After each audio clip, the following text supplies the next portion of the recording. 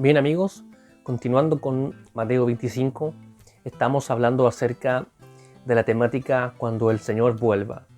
Y la vez anterior compartíamos acerca de la parábola de las vírgenes prudentes y de las vírgenes insensatas. Y hablábamos de la importancia que tiene para el Señor de mantener siempre una comunión con Él, una comunión íntima, una relación constante con Él.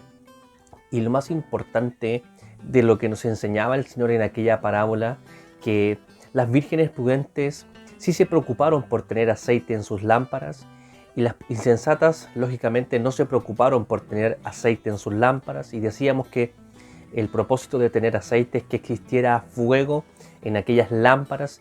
No sirve de nada tener aceite si el fuego no se enciende, y hablábamos de la importancia de mantener el fuego encendido y de estar constantemente preocupados de que el fuego esté ardiendo. Ocupábamos también cuando Jehová hablaba a los sacerdotes para que ellos siempre mantuvieran el fuego encendido en el candelero y en el altar. Era algo como un estatuto perpetuo, era algo que siempre debía hacerse. Podrían faltar muchas cosas, pero el fuego en el altar y en el candelero no debía apagarse nunca. Y eso es muy importante, y es justamente eso lo que el Señor enseña en la parábola de las vírgenes prudentes, que ellas sí se preocuparon por mantener sus lámparas encendidas, como comprando aceite. Por lo tanto, es muy importante siempre mantener el aceite encendido, y hablábamos que mantener el fuego encendido, y hablábamos que mantener aceite en nuestra vida es estar siempre en comunión con el Señor, estar siempre congregados, porque allí, cierto, descendía el buen óleo sobre la cabeza, la barba de Aarón, y baja hasta el borde de sus vestiduras, y allí manda Jehová bendición y vida eterna. El óleo viene por tener comunión con el Señor y estar siempre congregados, cierto, en el cuerpo de Cristo. Eso hace que descienda el buen óleo. Al final del Salmo 133 dice que allí manda Jehová bendición y vida eterna. Allí viene lo espiritual sobre nosotros cuando estamos compartiendo en armonía unos con otros, ¿cierto? Y esta es la gran conclusión acerca de la parábola de las 10 vírgenes, que lo que el Señor quiere encontrar cuando Él vuelva por nosotros es que Él venga a ver corazones encendidos, personas con sus lámparas encendidas. Y hablábamos que cuando uno va a una casa por la noche quiere ver, cierto, la luz encendida, porque eso denota que hay alguien en la casa y que están despiertos. Sin embargo, cuando uno va a una casa y están sus luces apagadas, uno puede pensar que no están en aquella casa o que están durmiendo. Por lo tanto, uno no se dirige a aquella casa. Eso es lo que el Señor quiere ver. Eso es lo primero que el Señor pide acerca de su venida, es que nuestros corazones siempre estén encendidos, que siempre nuestra lámpara esté encendida. Es lo que continúa, cierto, a Mateo 24, cuando el Señor profetizó, cierto, acerca de las señales de su venida, y continuado, cierto, de la profecía dicha por el Señor, Mateo 25 continúa con la parábola de las 10 vírgenes, y es justamente eso lo que acabábamos de resumir del video anterior. Sin embargo, luego, después que el Señor enseña esta parábola, le continúa otra parábola, que es el mismo contexto acerca de la venida suya, acerca de lo que Él quiere ver cuando Él venga por nosotros. Él quiere ver una realidad en nosotros, Él quiere vernos de alguna manera. Y la parábola de las 10 vírgenes continúa hablando acerca de nuestro estado espiritual, cómo está nuestro corazón, cómo está nuestra vida íntima con Él. Eso es lo que en el fondo quiere demostrar la parábola a las 10 vírgenes, es que nuestra relación con Él siempre debe mantenerse encendida. En cuanto a nuestra condición espiritual, siempre debe estar encendida, siempre avivados. Eso en cuanto a nuestra relación con el Señor, muy importante. Pero luego, después de esta parábola, le continúa otra enseñanza del Señor, que es la famosa historia también acerca del Señor y sus siervos, acerca de los talentos. Muchas veces hemos, cierto, ocupado esta historia para dar muchas aplicaciones acerca de los dones del Señor o acerca de todo lo que Él nos entrega para servirle. Y es muy importante lo que nos enseñan estas dos parábolas en Mateo 25 acerca de la señal acerca del tiempo de su venida, que lo que primero Él pide es una relación avivada para con Él, pero también nos enseña y nos habla acerca de la importancia de ser responsables con aquellas cosas que Él nos ha encomendado hacer, con aquellas cosas que Él puso en nuestras manos para que podamos trabajar. No simplemente el Señor quiere que tengamos una relación con Él y siempre estar comunicándonos con Él. No es lo único, sino que el Señor también nos ha endosado algo para hacer y Él nos ha entregado bienes suyos que son para trabajarle para su obra. Muy importante. Primero siempre es tener una comunión y relación con Él, íntima con Él y constante con Él. Pero lo segundo más importante es hacer lo que Él nos ha pedido hacer, que es trabajar en su obra y usar los recursos que Él nos ha compartido para multiplicar su obra y para trabajar su obra. Eso es muy importante. En su venida, Él quiere ver la relación con nosotros y también Él quiere ver lo que hemos hecho con aquello que Él nos entregó para trabajar, para servirle. Qué importante. En la parábola de los talentos o del siervo y los talentos, es muy importante que podamos aplicar eso a nuestra vida. Porque cuando el Señor venga, Él quiere encontrar personas que han trabajado. En Mateo 25 dice que ese Señor volvió después a arreglar cuentas con ellos. Yo sé que tú ya conoces la historia. Ese Señor tenía 3 siervos, ¿cierto? Y cada uno, el Señor le entregó diferentes tipos de talentos según la propia capacidad de cada uno para que ellos pudieran multiplicar eso que ese Señor les había compartido para multiplicar y trabajar. Por lo tanto, esta historia nos enseña acerca de todas las cosas que el Señor ha puesto en nuestras manos para trabajar. Yo quiero preguntarte hoy día, ¿qué es lo que el Señor te ha dado para que tú puedas trabajar? ¿Cuál es la gracia que Él te ha dado para que tú trabajes? ¿Tú sabes cuáles son los recursos que Él te ha dado para que tú puedas trabajar en su obra? ¿O piensas que no debes hacer nada? Porque recordemos aquel hombre que tuvo un talento, pensó que era muy poco lo que tenía y escondió lo que tenía y fue un siervo malo y negligente. En esa historia solamente quiere recalcar el Señor acerca del siervo malo y negligente, como que allí se centra la historia. No tanto los que sí multiplicaron, porque el Señor les decía, bien siervo fiel, en lo poco has sido fiel, en lo mucho te pondré, entra en el gozo. Pero la enseñanza viene después, cuando empieza a hablarle al que entregó un talento y él no fue capaz de trabajar lo que el Señor le entregó. Por eso yo quiero preguntarte hoy día, cuando el Señor venga, si el Señor viene pronto, ya hemos sabido que Él viene pronto, ¿qué vas a hacer? ¿Qué le vas a presentar a Él cuando Él arregle cuentas contigo? Porque en Mateo 25 habla que ese Señor volvió y fue a arreglar cuentas con ellos.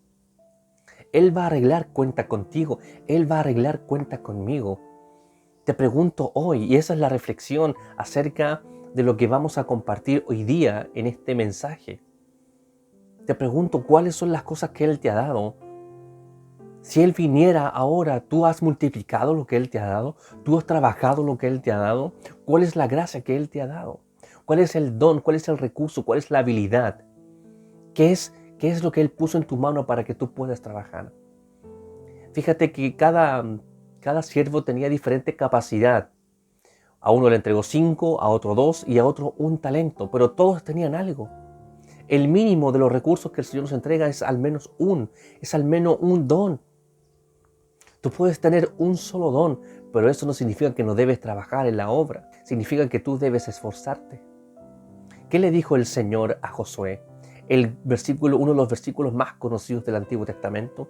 Mira que te mando que te esfuerces y seas valiente. El Señor siempre nos pide un mínimo de esfuerzo. El Señor hace todas las cosas en nosotros, pero Él también pide que nos esforcemos. Y el Señor le dice a Josué, esfuérzate. Y es un poco parecido también a lo que le dice el apóstol Pablo a Timoteo. Hijo mío, esfuérzate en la gracia. Esfuérzate.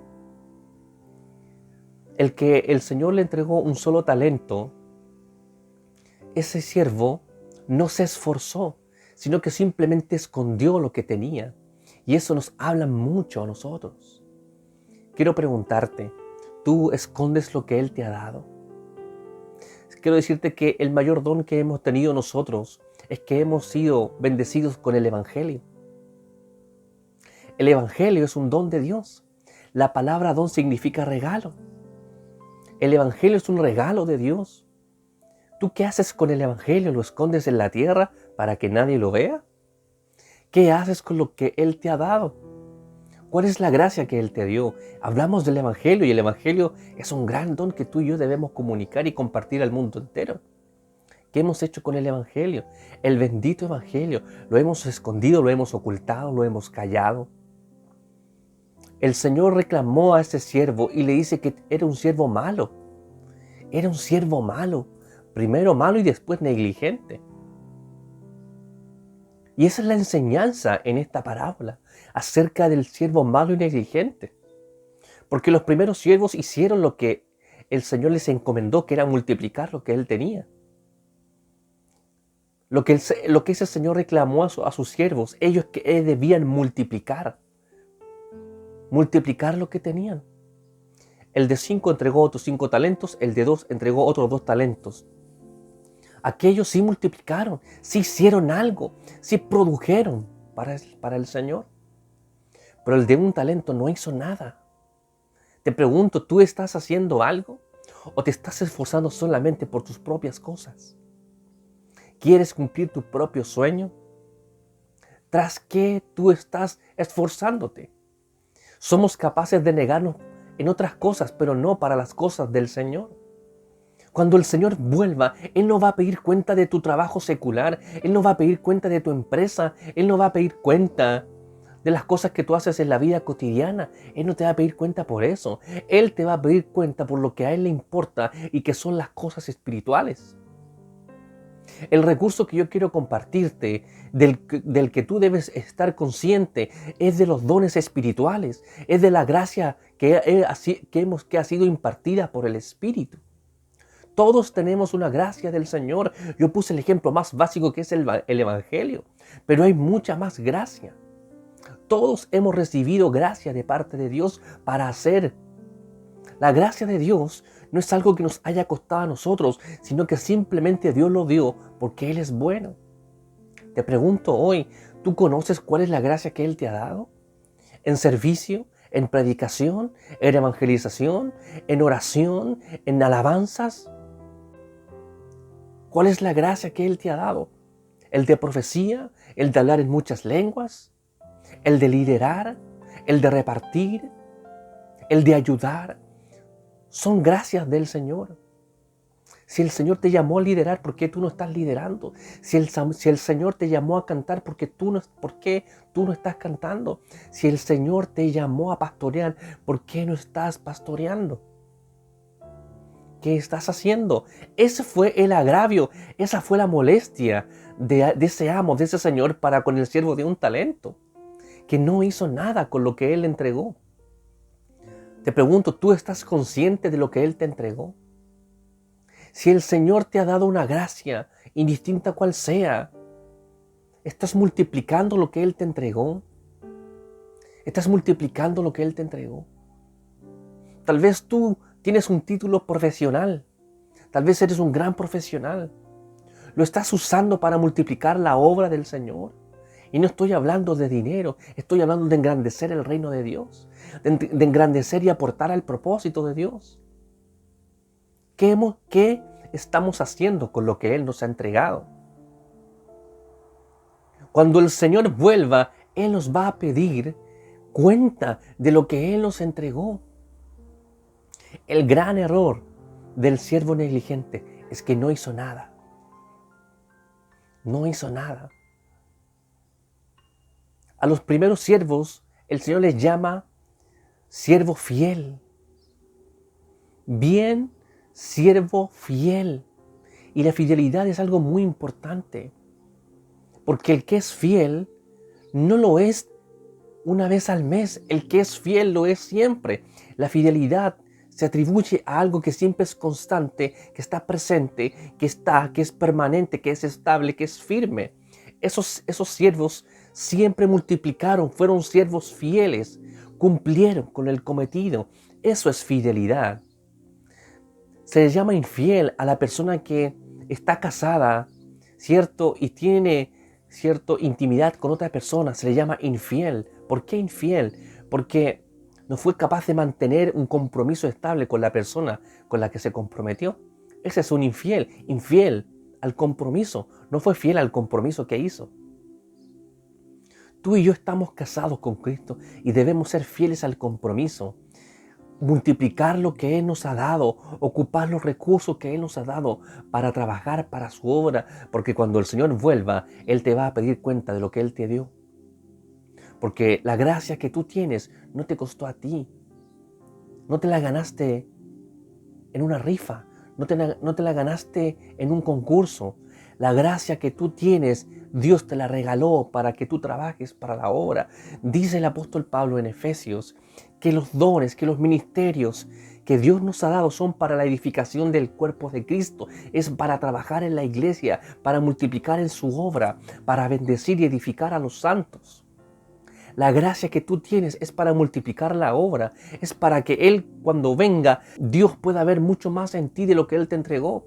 Porque quiero decirte que Dios nos entrega cosas para que nosotros las multipliquemos.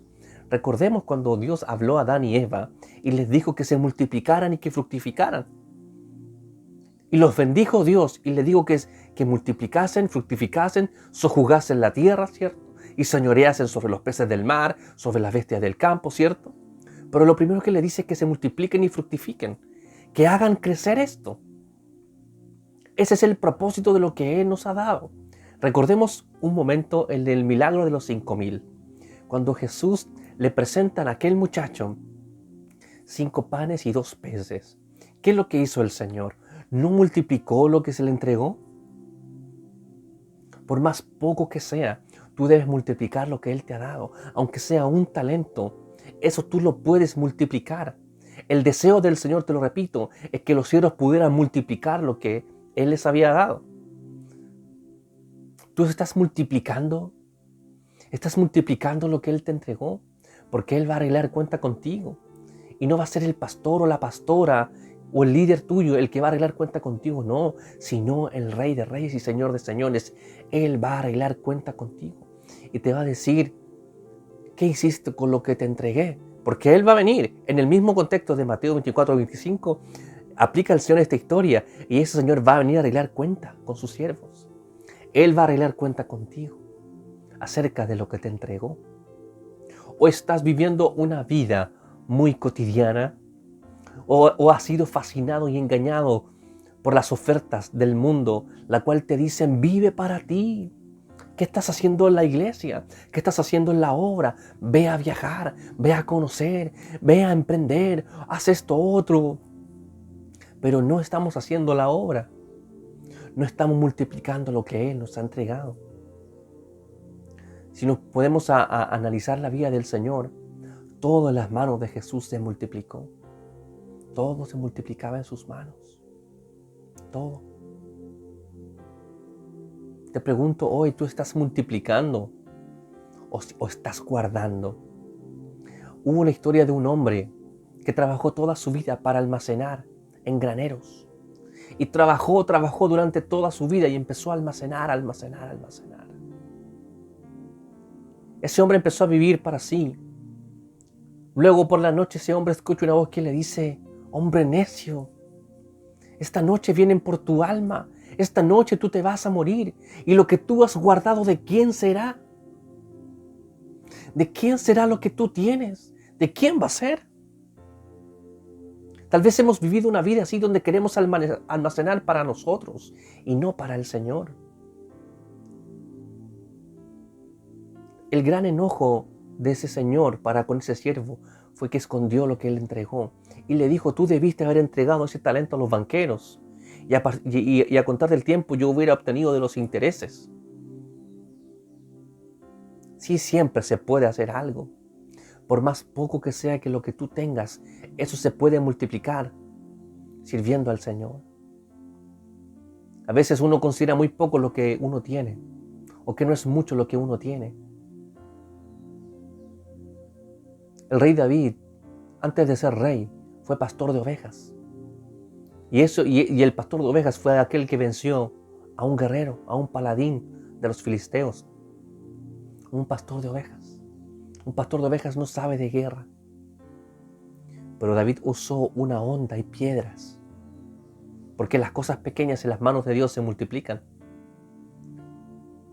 Ese David tuvo fe para ocupar las cosas que Dios le había dado para cumplir el propósito. Tal vez tú y yo estamos viviendo una vida muy egocentrista, donde lo que yo quiero obtener, lo quiero para mí y no quiero hacer la obra. Quiero decirte que si tú estás pensando así, tú eres un siervo malo y negligente. Si tú estás pensando en ti, eres un siervo malo y negligente. No seamos así. La parábola de las 10 vírgenes, las insensatas tenían la misma actitud. Mi Señor tarda en venir, no hagamos nada, vamos a dormir. Dice que cabecearon y se durmieron. No importa. Guardemos lo que Él tiene. Después hago lo que tengo que hacer. Esa no es la actitud correcta. Cuando el Señor vuelva, Él va a arreglar cuentas contigo y te va a decir qué hiciste con lo que yo te entregué. ¿Qué has hecho? ¿Estás multiplicando lo que yo te entregué? La parábola de los talentos nos habla acerca de nuestro hacer. La parábola de las 10 vírgenes nos habla de cómo debemos ser para con Dios, y la parábola de los talentos nos habla de lo que tenemos que hacer para Dios. El ser y el hacer. Él quiere ver un corazón encendido y una persona y un ser, un corazón que haya multiplicado lo que Él ha dado. Eso quiere. Eso quiere. No quiere el Señor. Al Señor le gusta que todo se multiplique. Al Señor no le gustan las cosas que queden así. Cuando el Señor habla acerca de dar fruto para Él, dice que todo aquel que en mí permanece, éste lleva fruto. Y después habla de fruto, más fruto y mucho fruto. Y el Señor dijo: en esto es glorificado mi Padre, en que llevéis mucho fruto y seáis así mis discípulos. El Señor siempre quiere que estemos nosotros multiplicando y creciendo. En que demos mucho fruto. Está fruto, más fruto y mucho fruto. Al 30, al 60 y 100 por uno. Habla de las diferentes capacidades en que podemos multiplicar lo que Él nos ha dado. Y eso aplica en todo ámbito de cosas. Toda nuestra vida debe multiplicarse, porque la senda de los justos es como la luz de la aurora que va en aumento hasta que el día es perfecto. Debemos ir en aumento, debemos ir multiplicando. Así funciona. El gran enojo de Jesús, uno de los momentos en que el Señor se enojó, fue cuando fue a una higuera y esta higuera no tenía fruto. Quería el Señor comer fruto, pero no encontró fruto. Y Dios dijo: nunca más nazca de ti fruto. Y la higuera se secó.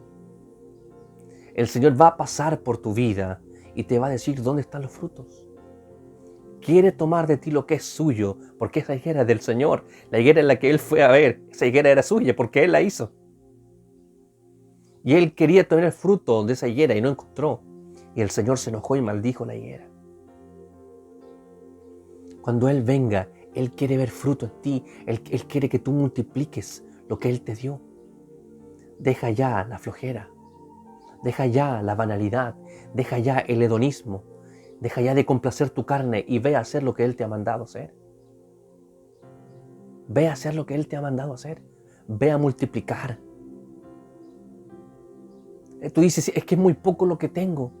Pero ¿qué le dice el Señor al otro siervo? Bien, siervo fiel. En lo poco has sido fiel, en lo mucho te pondré. Si consideras que tú eres, que tienes muy poco, con eso poco tú puedes después administrarlo mucho. El que no es capaz de administrarlo poco no puede administrarlo mucho. Debemos administrarlo poco. El que sabe administrarlo poco sabe también administrarlo mucho. Que todos quieren administrarlo mucho, pero ni siquiera son capaces de administrarlo poco. Por más poco que sea que lo que tú tengas, eso se puede multiplicar si tú sirves para el Señor. Si tú le sirves a Él, tú puedes multiplicar. La historia de José es muy hermosa.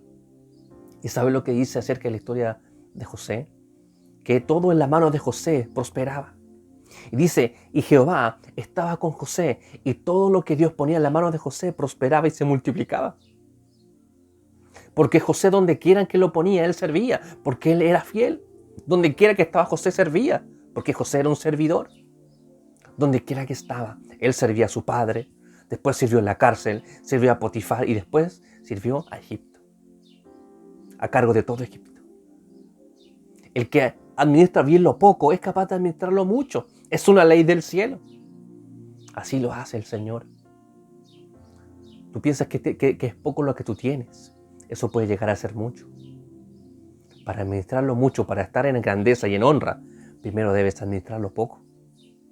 David primero administró ovejas y después administró personas siendo rey de Israel. Siempre es del mismo modo. Jesús fue el siervo sufriente y ahora es el rey de reyes. Siempre es igual. Cuando el Señor venga en su venida, Él quiere pedir cuenta y va a arreglar cuenta contigo acerca de lo que te entregó. ¿Has multiplicado? ¿Has sumado a la obra? ¿O te has dedicado simplemente a restar y dividir? Hay de los que mutilan el cuerpo y separan el cuerpo. No. Debemos nosotros ser siervos fieles y capaces de poder darle al Señor lo que es suyo. Porque los talentos no son nuestros, sino que son suyos. Porque suyas son todas las cosas. Suyas son todas las cosas. Romanos capítulo 11, versículo 36 dice, porque de Él, por Él y para Él son todas las cosas. A Él sea la gloria e imperio por los siglos de los siglos. Todo lo que tú tienes no es tuyo, es de Cristo. Los hijos que tú tienes no son tuyos, son de Cristo. La familia que tú tienes no es tuya, es de Cristo.